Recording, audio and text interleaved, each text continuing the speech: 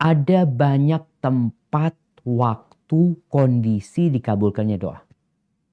Sebenarnya doa ini 24 jam. Kali 7 hari dalam sepekan, kali 30 hari dalam sebulan, kali 12 bulan dalam setahun. Artinya nggak ada waktu pintu doa ditutup. Nggak ada. Sekarang mau berdoa, ya doa minta sama Allah. Ustaz, ana mau berdoa sepertiga malam. Ya, itu waktu yang lebih utama. Tapi bukan berarti sekarang kok nggak bisa berdoa. Jadi setiap detik, setiap desahan nafasmu engkau berdoa memohon kepada Allah, Allah mendengarkan.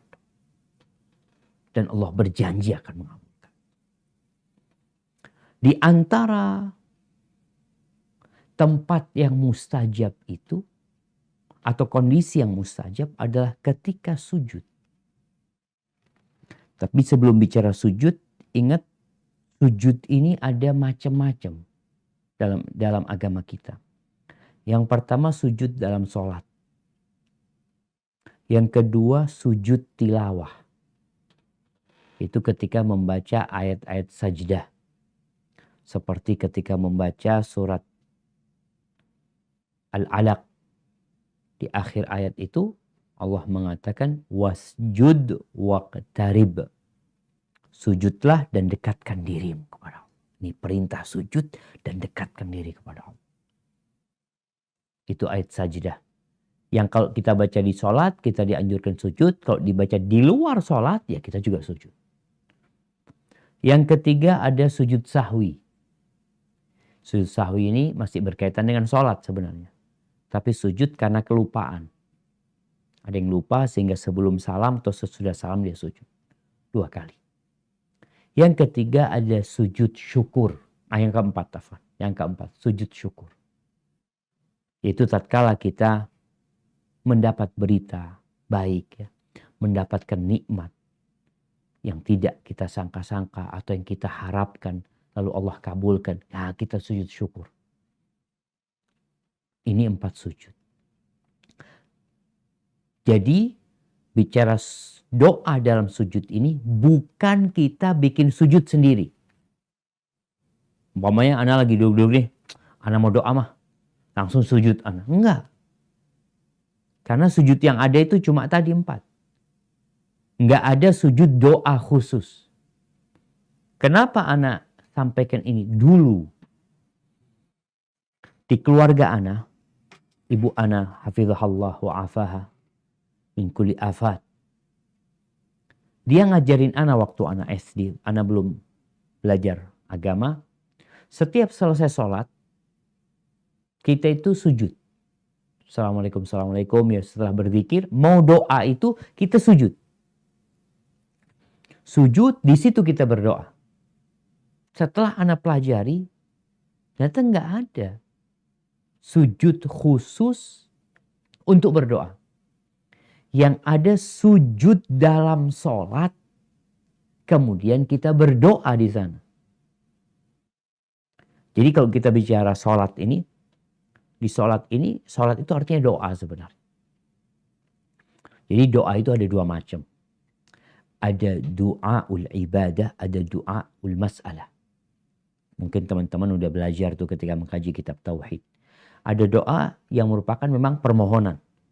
Tapi ada doa yang modelnya melaksanakan perintah Allah. Beribadah itu juga memohon. Di dalam sholat ketika kita membaca Subhana Rabbiyal A'la, ada unsur kita memohon kepada Allah sebenarnya. Kita sedang berdoa. Tapi tatkala kita mengatakan Allahu Rabbil Firli, kita ini benar-benar minta sama Allah Azza wa Jalla. Di sholat itu kira-kira ada 3 tempat berdoa. Yang pertama ketika sujud. Yang kedua ketika duduk di antara 2 sujud. Kita berdoa di situ. Kita mengatakan Rabbighfirli warhamni wajburni. Kemudian sebelum salam. Itu kita dianjurkan berdoa. Kalau bicara doa ketika sujud. Di dalam hadis yang diriwayatkan Imam Muslim. Dari Abdullah bin Abbas radhiyallahu anhuma. Qala. Ini beberapa hari sebelum meninggalnya Nabi Muhammad SAW. Nabi ketika itu udah gak kuat sholat di masjid. Udah gak kuat berangkat ke masjid. Beliau pingsan-pingsan. Akhirnya yang jadi imam Abu Bakar Siddiq radhiyallahu anhu. Nabi di rumahnya. Kata Abdullah bin Abbas, kasyafa Rasulullah sallallahu alaihi wasallam as-sitara wan nasu sufufun khalfa Abi Bakar. Nabi menyingkap tirai alaihi salatu wassalam di rumahnya. Pintunya itu ketutup tirai antara masjid sama rumah Nabi SAW. Nabi menyingkap tirai, beliau melihat orang-orang sedang sholat di belakang Abu Bakar Siddiq radhiyallahu anhu. Faqala ayyuhan nas. Mereka sedang bersaf di belakang Abu Bakar. Maka Nabi mengatakan kepada mereka, ayyuhan nas, wahai umat manusia, innahu lam yabqa min mubashiratin nubuwah illa ru'ya salihah. Tidak tersisa dari berita kenabian itu kecuali mimpi yang baik. Yarahal muslim au turalahu. Yang dilihat oleh orang muslim atau ada orang lain yang bermimpi tentang dia. Ala wa inni nuhitu an aqra al-Qur'an raki'an au sajidan. Ketahuilah sesungguhnya aku dilarang untuk membaca Al-Quran dalam kondisi ruku atau sujud. Ini nggak boleh orang ruku baca Quran, orang sujud baca Quran nggak boleh. Lalu beliau memberikan penjelasan. Fa'ammar ruku fa'adzimu fihi Rabb azza wa jal. Kalau kalian sedang ruku maka agungkan Allah azza wa jal. Maka kita baca subhana rabbiyal azim. Wa amma sujud. Adapun ketika sujud, fajtahidu fid du'a. Hendaklah kalian bersemangat bersungguh-sungguh untuk berdoa. Faqaminun ayyustajaba lakum. Karena doa ketika sujud itu diharapkan, sangat diharapkan dikabulkan untuk kalian. Maka dari sinilah kemudian muncul doa dalam sujud. Karena Nabi SAW yang memerintahkan. Fajtahidu fid du'a. Itu orang lagi di belakangnya Abu Bakar. Nabi menjelaskan kepada mereka.